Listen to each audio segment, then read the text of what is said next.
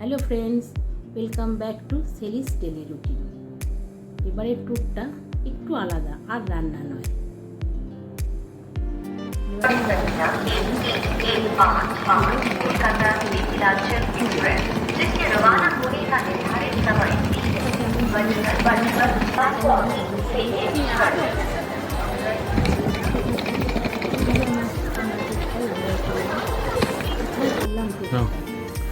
Train journey start হয়ে গেছে।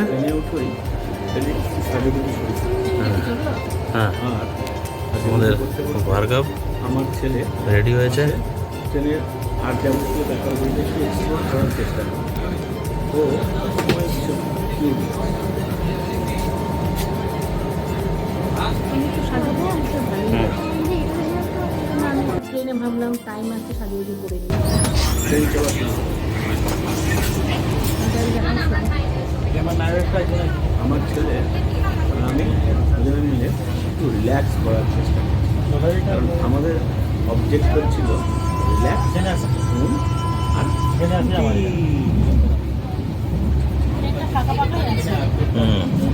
ভালো লাগে, স্পেশাল ট্রেন না?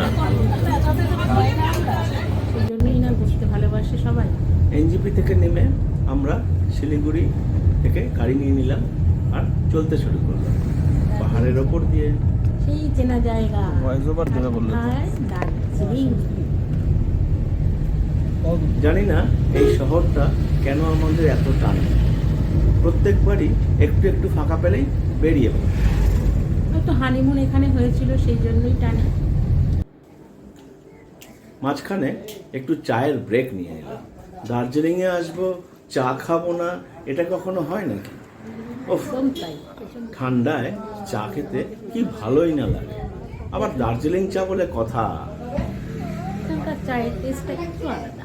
কিন্তু ওয়েদারটা পুরো মেঘাচ্ছন্ন, পুরো মেঘে ভরা। যাচ্ছন্ন হলেও প্রচুর বিষণ্ণ হয়ে যাচ্ছে। ঠান্ডা নেই। যাই হোক, যতগুলোই দুঃখ হোক না কেন, চায়ের কাপে চুমুক দিয়ে দুঃখটা ভুলে যাওয়ার চেষ্টা করলাম। দিয়ে তারপরে আবার যাত্রা শুরু করলাম দার্জিলিংয়ের উদ্দেশ্যে। আমাদের কার্শিয়াংয়ের পথ ধরে। আমাদের সেই কুইন হিলস দার্জিলিং। আমার ছেলে রাতে ঘুমোয়, কারণ ট্রেনে এত কিছু ছিল, সেগুলোকে এক্সপ্লোর করতে করতেই ওর সময় কেটে গেছে। তাই ও একটু ডাইজি ফিল করছে। ওরা সব দৃশ্য দেখছে, ছেলে বাবা সব, কিন্তু আমার তো অন্যদিকে চোখ। যখনই সব মলগুলো পাশ দিয়ে যাচ্ছে, সব ড্রেস দেখছে, কারণ আমার একটু ড্রেসের প্রতি। আমরা পৌঁছে গেলাম যে হোটেলে আমাদের উঠেছি, সেই সেই হোটেল এটা প্রথম চমক, হোটেল পাইন বিচ। হোটেল পিনারেজ। এটা একদম ম্যালের ওপরে দার্জিলিং। এখানে আমরা উঠেছি। এই হোটেলটা কিন্তু একটু আলাদা, হেরিটেজ হোটেল। একদম হেরিটেজ হোটেল। আমি আগে থেকেই চেক ইন করে রেখেছিলাম, সুতরাং ওই চেকিংয়ের জন্য আর সময় নষ্ট করলাম না। আমাদের পোর্টার আমাদের সামানগুলো নামিয়ে দিল। যে আমরা রুমে যাচ্ছি হোটেলের উদ্দেশ্যে, হোটেলের না রুমের না, আমরা উদ্দেশ্যে। রুমের ভেতরে ঢুকতে চাইছিলাম। হ্যাঁ, কারণ রুমের ভেতরে রাতে যাচ্ছি তো আমরা। রাতে তো ঘুম হয়নি, তাই তাড়াতাড়ি রুমে যাওয়ার চেষ্টা করছি। ফ্রেশ হয়ে যদি একটু ঘুমোতে পারি। ঘুমাবো না। ঠিক আছে, দেখা যাক কী করছি আমরা। দু একটা কথা বলি এই হোটেলটার সম্পর্কে। এটা হোটেল পাইন বিচ, একদম দার্জিলিং ম্যালের ওপরে। খুবই সুন্দর। হ্যাঁ, সঙ্গে হেরিটেজও বটে। শুনতে পারা যায় ইস্ট ইন্ডিয়া কোম্পানি যখন ভারত থেকে ছেড়ে চলে গিয়েছিল, তখন যেসব ইংরেজরা বা ব্রিটিশরা যেতে পারেনি বা যেতে চায়নি, তারা নাকি এখানেই থেকে গিয়েছিলেন। হোটেলটা কারণ এটা heritage। ব্রিটিশদের একটা কলোনি ছিল। কলোনি মানে বুঝতে পারছেন, আমাদের ওই অ্যাপার্টমেন্ট টাইপের আর কি। আমরা যেরকম অ্যাপার্টমেন্টে অনেকজন ফ্ল্যাটে একসঙ্গে থাকি থাকি, যেরকম, হ্যাঁ হ্যাঁ, আচ্ছা। ফ্ল্যাটে থাকি যেরকম, ঠিক তো সেরকম। সেই রকমই এটা একটা অ্যাপার্টমেন্ট ছিল। তো অবশেষে আমরা পৌঁছে গেলাম আমাদের সেই রুমের কাছে। 207। হ্যাঁ, রুমের কাছে। আমাদের রুম নাম্বার ছিল 207। 7। রুমটা কিন্তু যথেষ্ট বড় ছিল। আমাদের কেয়ারটেকার বা না সরি ওয়েটার যে ছিলেন, কি নাম যেন ছিল? পরিমল। হ্যাঁ, মিস্টার ভীষণ পরিমল। ভালো। দারুণ দারুণ দারুণ সার্ভিস দিয়েছিল আমাদের। ভীষণ ভালো ছিল। আমাদের রুমটা এই দেখুন, ফায়ার প্লেস আর এই যে আর্টটা দেখছেন, এটা অনেক পুরনো। বলছিল নাকি 130 বছরের পুরনো। এই জানলা, দরজা, এই স্টাইল, এগুলো সব কিন্তু অনেক অনেক পুরনো। ড্রেসিং টেবিলটা দেখো, এগুলো তো অনেক পুরনো। বেডটা কিন্তু নতুন বলেই মনে হচ্ছে। আমার ওয়াইফ শুরু করে দিল এক্সপ্লোর করা। ওই পুরনো দিনের যে হ্যাঁ ছবিগুলো রয়েছে সেগুলোকে দেখতে থাকলো। বলছে নাকি সব 100 বছর 150 বছরের পুরনো ছবি। গাটা একটু ছমছমও করছে। হ্যাঁ, সবাই নাকি অনেক কিছু বলে যে এখানে নাকি অনেক কিছু দেখা যায়। যাই হোক, আমরা লিভিং রুম থেকে এনজয় করছিলাম, কিন্তু হঠাৎ বৃষ্টি চলে এলো। ওই যে আমার ছেলে লিভিং রুমে বসে আছে, বৃষ্টি হচ্ছে চারিদিকে।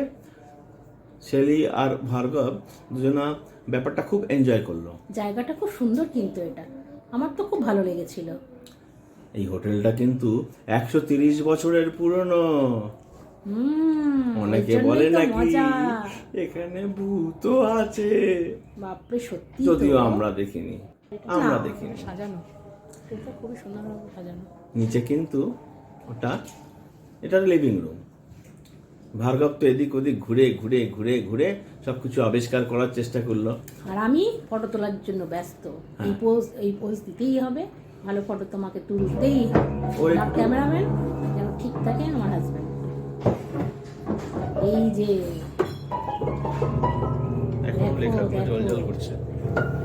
ছেলে কি পেয়েছে, সেই পিয়ানো। ওখান দিয়ে নামানো যেতে না?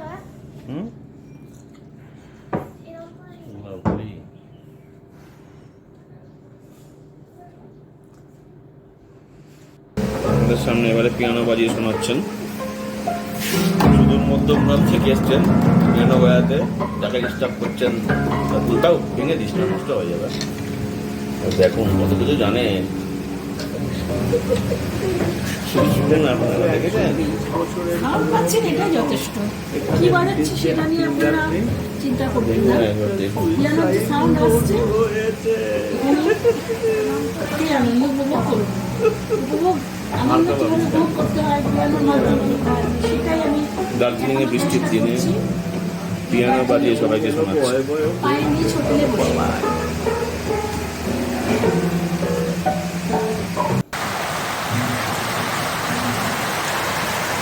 বৃষ্টি পড়ছে না, এখন তো বৃষ্টি পড়ছে।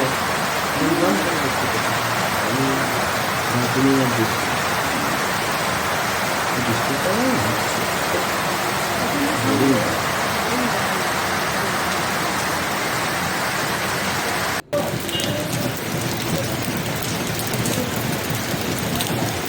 সামনে দেখো,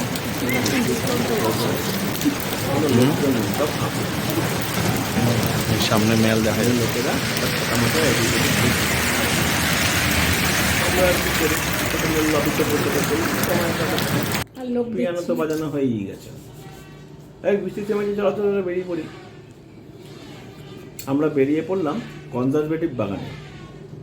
খুবই সুন্দর ছিল। দেখো হাউসটা কি সুন্দর, গোটা বাগানের মাঝখানে। দারুণ, ভেতরটাও ভালো। ঝাড়বাতিটাও খুব সুন্দর ছিল।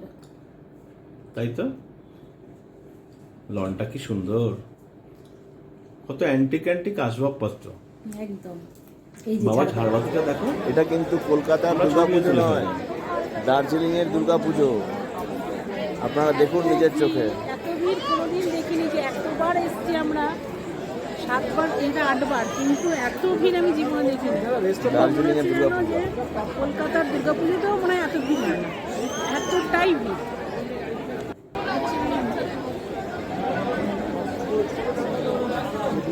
কি ভিড় দেখো, মনে হচ্ছে এটা দার্জিলিং না না, কলকাতার দুর্গাপুজো না বটে। এবার এসেছি তো ভিড় কোনোদিন পাবো না। চলো পালাই, এই ভিড় আমাদের পছন্দ নয়। আমরা তো কেউ ভিড় পছন্দই করি না। কলকাতার এই ভিড়ের জন্য কলকাতার পুজো দেখুই না। এই যেন দার্জিলিং এর অন্য চেহারা। দার্জিলিংয়ের দুর্গা পুজো ভালো লাগছে না, পালাই চলো। চলো।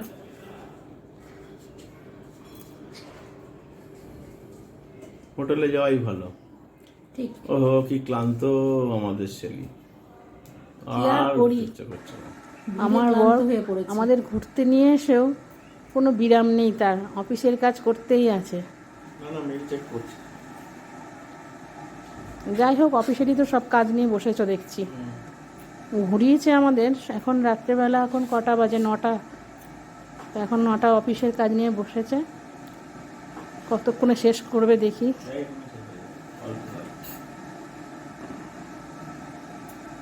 গল্প টল্প কম করে আমার বর একটু।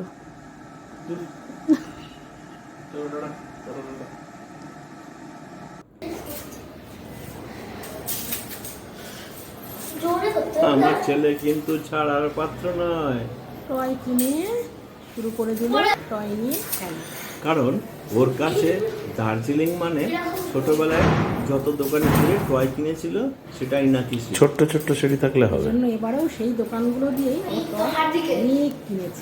সেই স্মৃতিটাকে নাকি বাঁচিয়ে রাখতে হয়। কথা শোনো, শুরু করে দিলাম টয় কেনা, টয় নিয়ে খেলা। ছেলে আর বাবা মিলে টয় নিয়ে খেলা শুরু করে দিল। কি আর করি। ব্যাকে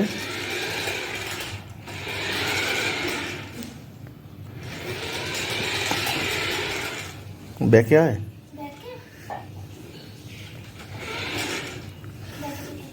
এটাও কিন্তু দার্জিলিং এ আসার একটা আলাদা অনুভূতি। কেউ কেউ বাবারা হয়তো বুঝতে পারবেন। সে তো অবশ্যই। আজকে কিন্তু সকাল সকাল বেরিয়ে পড়লাম যাতে ভিড়ে আর না ফেঁসে যায়। ওয়েদারটা ভীষণ ভালো, দেখো পরিষ্কার আকাশ, মেঘ নেই, বৃষ্টি নেই। মেলে লোকে মেল ফাঁকাও ছিল, মেলটা কিন্তু ফাঁকা ছিল, এটাই সব থেকে বড় পাওয়া। বুদ্ধ পূর্ণিমা তো, হ্যাঁ, ওদের বুদ্ধ একটা পূর্ণিমা প্রোগ্রাম ছিল। আছে ওদের। এখানে ওদের প্রোগ্রাম হয়, প্রোগ্রাম হয় ওদের। হুম। এই স্টেজে।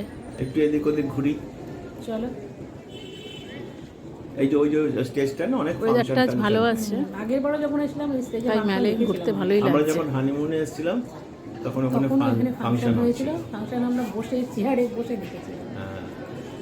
এখন বয়সটা অল্প ছিল, বুড়ি আর বুড়ো হয়নি। তা হয়নি।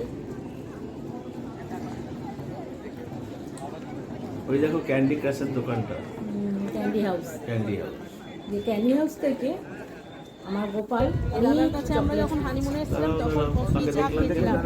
হ্যাঁ, আবার আমরা আসলাম এখন এই ছেলেকে নিয়ে সঙ্গে, আবার এই দাদার কাছে এসেছি চা আর কফি খেতে। बोलिए आप बोल दीजिए। बोलिए हम लोग का एनिवर्सरी का गिफ्ट तो चाहिए, फूड विशेष तो दे दीजिए। ठीक है चलिए, थैंक यू।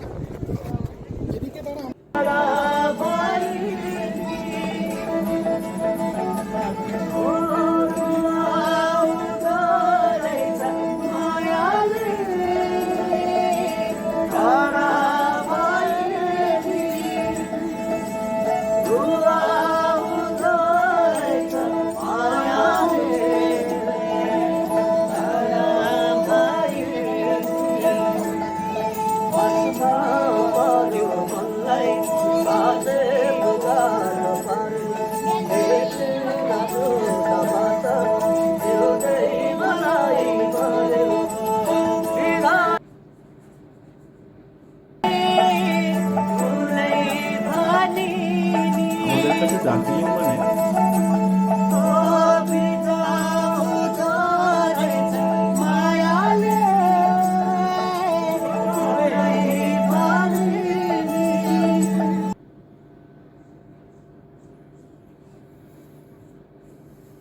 আমাদের কাছে দার্জিলিং মানে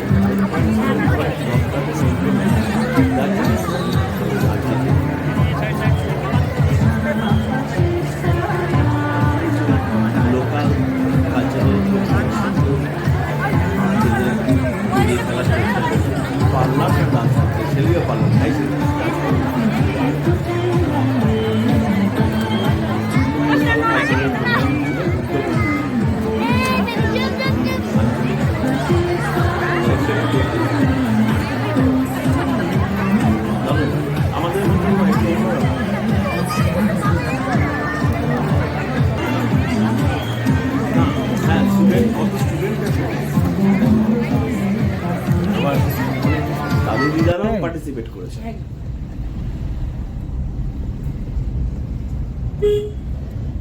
চলো বাড়ি ফিরে যাই। সেই অবস্থা। আবার গরম, 40 ডিগ্রি টেম্পারেচার কলকাতায় শুনলাম। ডেলিকেট লাইফ, কিন্তু আরেকটা চমক দেব, সেদিকে আর ভালো লাগছে, দেখো।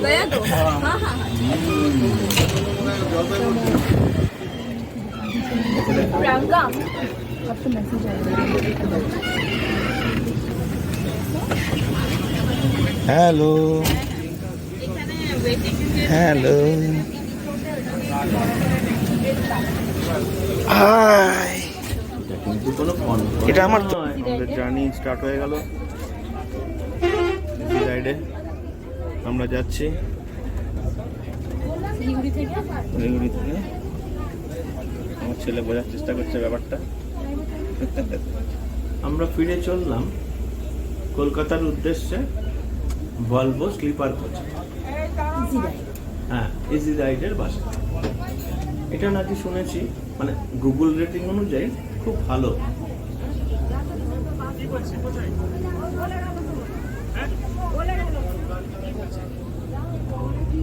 অ্যাকোমোডেশন গুলো খুব ভালো ছিল। হ্যাঁ, ঠিক আছে, একদম চলে আসবে, ঠিক আছে? তুমি এসে, হ্যাঁ তুমি আমি এসে তো নিয়ে যেও মাল্টিমিডিয়া আর জিনিসগুলো তোমার, ঠিক এন্টারটেইনমেন্ট আছে? নিয়ে ব্যস্ত হয়ে পড়লাম। নিয়ে গেছে তোমার সব জিনিস। আচ্ছা ঠিক আছে, মাও থাকবে। আচ্ছা, মা থাকবে। আমাদের বড় ছেলে আর তোমার করবে ভাইরা ভাইয়ের ছেলে বড়। হ্যাঁ, ও তো আসেনি, তাই ওর ঠিক সাথে আছে, তোমরা দুজনে তোমার ছেলে যে কটায় ভিডিও পড়া কলে কথা সকালবেলা বলছে শেষ হবে? আর ওকে বলছে মামা খুব এক্সাইটেড ছিল আসার জন্য। ঠিক আছে, পড়া শেষ হলে তুমি চলে আসবে। হ্যাঁ এই জার্নিটাও মিস করতে পেরেছি, ওই কোনো একটা প্রবলেমের জন্য আসতে পারলাম না। আমি ওই একটু ইয়ে করলাম, ইনফোটেনমেন্টটাকে অন করলাম, মাল্টিমিডিয়াটাকে অন করলাম, আর 2-4টে ভিডিও দেখে নিলাম। ওহ, তুমি তো ঘুমাতেই এসেছিলে। সেই 7 দিন হলো দেখছি কন্টিনিউয়াসলি ঘুমোচ্ছে। বাড়িতে গিয়ে সব রান্না তুমি করবে। সারা বছরের পরিশ্রম এখানেই আমি কমপ্লিট করলাম। সঙ্গে এই যে আমার ভালো ছেলে, লাগে, ছেলেকে দেখো, সাবস্ক্রাইব করবেন ছেলেও শুরু please করে আমার দিয়েছে। চ্যানেলটাকে। বাবু তুই কি দেখছিলিস? আজকের মতো এই ও বোধহয় পর্যন্ত। এখনো নেক্সট ভিডিও দেখা যাক কি মুভি আসে। দেখছিল। Thank you. Doraemon tata.